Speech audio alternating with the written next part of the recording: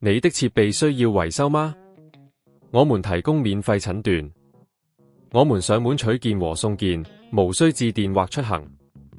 維修前先發送報價，你確認後才繼續。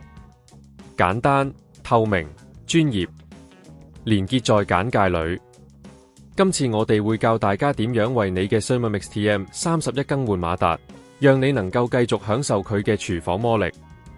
首先，確保你已經準備好所需工具，包括螺絲刀、扳手同新馬達。記得，若你唔熟悉呢個過程，隨時可以聯絡我哋，提供免費診斷服務。第一步，先將 Thermomix 的電源拔掉，確保安全。之後，我哋會用螺絲刀小心拆開機身，記得慢慢來，避免損壞任何零件。拆開後，你會見到內部結構，尋找馬達部件。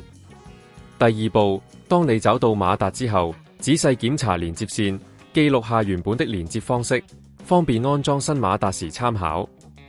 然後小心地拆除舊馬達，確保不會弄壞其他零件。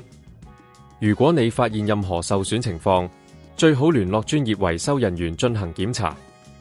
第三步，安裝新馬達。根據之前的記錄，將連接線逐一連接回去，確保每個連接都穩固無誤。接着，將新馬達放回原位，使用扳手鎖緊螺絲。這個過程中，確保所有零件都安裝到位，避免漏裝。完成安裝之後，將機身蓋好，確保所有螺絲都緊固。然後，重新插上電源，進行測試。開機後，檢查馬達運行是否正常。如果發現任何異常，建議立即停止使用並聯絡我哋的技術支持。如果你唔想自己動手，亦可以選擇我哋提供的上門取件服務，專業技術人員會為你解決問題。維修前會進行報價，確保你清楚了解所有費用。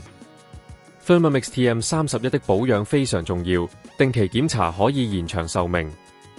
希望今次的教學可以幫到你，保持你嘅 Thermomix 運行順暢。記得有任何問題都可以隨時聯絡我哋。